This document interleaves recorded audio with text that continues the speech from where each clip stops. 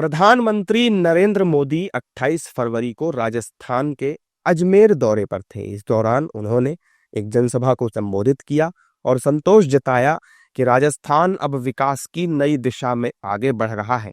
प्रधानमंत्री ने कहा कि जिन वादों के साथ बीजेपी सरकार ने जनता की सेवा शुरू की थी, उन्हें तेज गति से पूरा किया जा रहा है। के साथ भाजपा सरकार आपकी सेवा में आई थी, उन्हें तेजी के साथ पूरा कर रही है। और आज का दिन विकास के इसी अभियान को तेज करने का दिवस है। थोड़ी देर पहले यहां राजस्थान के विकास से जुड़ी करीब 17,000 करोड़ रुपए की परियोजनाओं का शिलान्यास और लोकार्पण हुआ है। सड़क, बिजली, पानी, स्वास्थ्य, शिक्षा, हर क्षेत्र में नई शक्ति जुड़ रही है।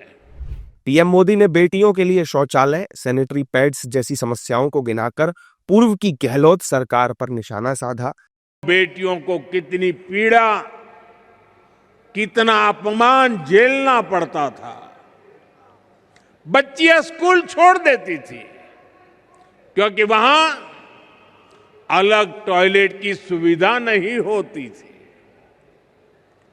गरीब बेटियां सैनिटरी पैड्स नहीं ले पाती थी।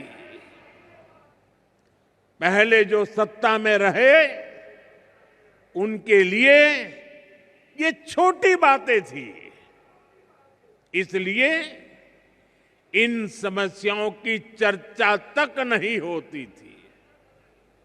लेकिन हमारे लिए ये बहनों बेटियों को बीमार करने वाला, उनके अपमान से जुड़ा संवेदनशील मसला था। इसलिए हमने इनका मिशन मोड पर समाधान किया। साथियों, गर्भावस्था के दौरान कुपोषण माताओं के जीवन के लिए बहुत बड़ा खतरा होता था।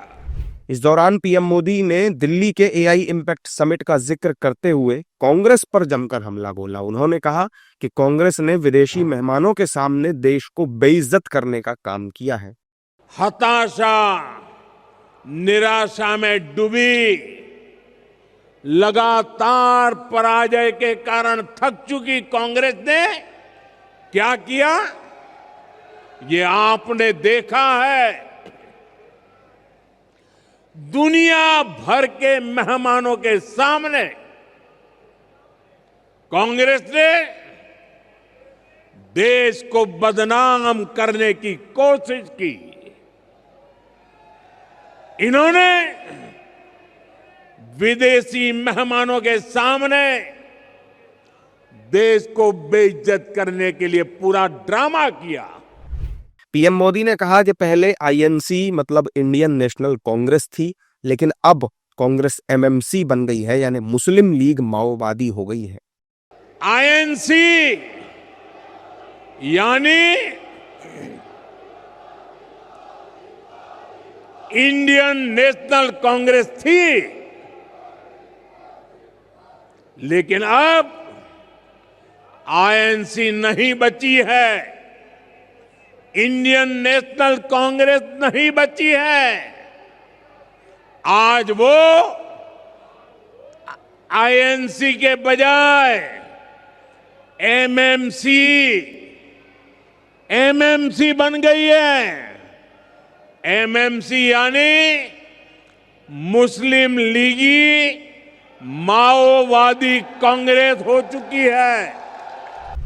कार्यक्रम के दौरान पीएम मोदी ने कुल 21,800 युवाओं को ज्वाइनिंग लेटर सौंपे और इसके साथ ही लगभग 16,600 करोड़ रुपए की विकास परियोजनाओं का लोकार्पण और शिलान्यास भी किया।